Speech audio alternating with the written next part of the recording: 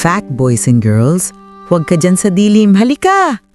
Isipin mong isang malamig na gabi noong Pebrero 1855 sa Devon, England. Ang paligid ay tahimik at wala ni isang tao ang naglalakad sa mga daan. Biglang may lumitaw na kakaibang bakas sa niebe. Hindi ordinaryong bakas. Malinaw, kitang-kita, at tila ba hindi likas na gawa ng tao. Teka lang, isipin nating mabuti. Kung may makita kang ganung bakas sa niebe, anong una mong iisipin? Pag-usapan muna natin kung ano ang nakita ng mga tao noon.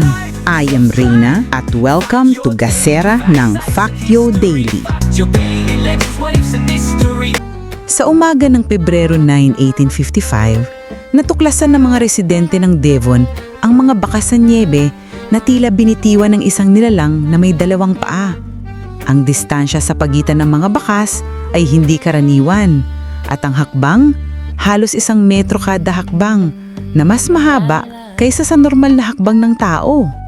Kung isa kang titingin sa mga bakas, siguradong mapapatanong ka ng ito ba ay tao o hayop? Pero isipin nating mabuti, walang hayop na karaniwan sa Devon ang nakagawa ng ganitong pattern. May mga ulat na umabot ng mahigit 40 milya ang ruta ng bakas. Ang mga pahayagan noon, tulad ng Western Times at Exeter and Plymouth Gazette, ay nagulat ng mga detalye mula sa iba't ibang bayan. Isang parish clerk ang nagsabing, parang ang yapak ay nagdaan sa gitna ng kalsada, sa ibabaw ng bubong at sa mga dingding ng bahay. Kung iisipin mo, ang pattern na ito ay kakaiba at hindi madaling ipaliwanag. Teka lang, anong posibleng paliwanag dito? Ang unang ideya na lumitaw sa isip ng marami noon, devil. Sinasabing supernatural. Pero isipin nating mabuti, may iba pang posibleng paliwanag. Una, hayop. May ilang modernong eksperto na nagsuggest na baka ito ay gawa ng weasel o stoat na naglakad sa niebe sa kakaibang paraan. Ang ilang bakas ay maaring lumitaw na parang 2 paa dahil sa paggalaw ng hayop sa niebe. Pangalawa, snow pattern. Ang ilan ay nagmungkahi na ang mga bakas ay resulta ng natural na erosion o pagsasama-sama ng ilang bakas ng mga hayop na nagmumukhang kakaibang bakas ng nilalang na may 2 paa. Pangatlo, human factor.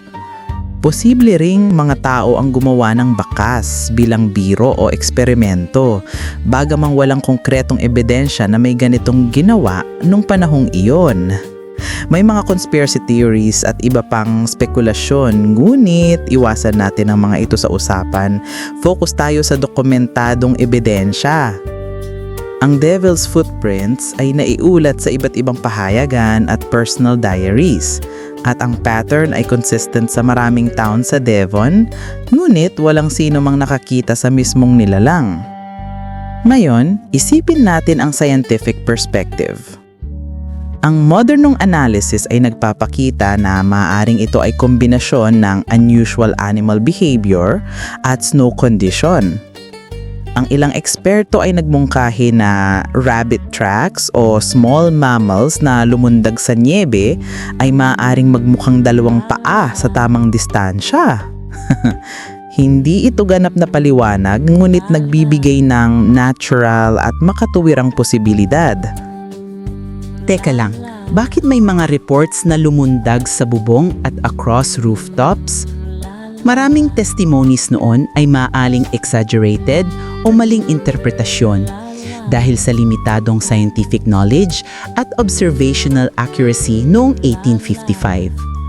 Kaya, bagaman misteryoso, may natural na paliwanag na mas malapit sa realidad kaysa supernatural. Isa pang interesting detail, maraming diary entries ng mga resident ang naglalarawan ng malinaw na bakas sa niebe sa umaga bago pa man matunaw. Ang consistency sa mga reports ay nagpapakita na may totoong phenomenon kahit ang dahilan ay hindi lubos na malinaw. Teka lang, ano ang matututunan mo dito? Una, hindi lahat ng unexplained phenomenon ay supernatural. Maraming posibleng scientific explanation. Pangalawa, ang Devil's Footprints ay halimbawa ng kung paano nagkakaroon ng historical mystery sa pamamagitan ng dokumentadong obserbasyon at testimonies.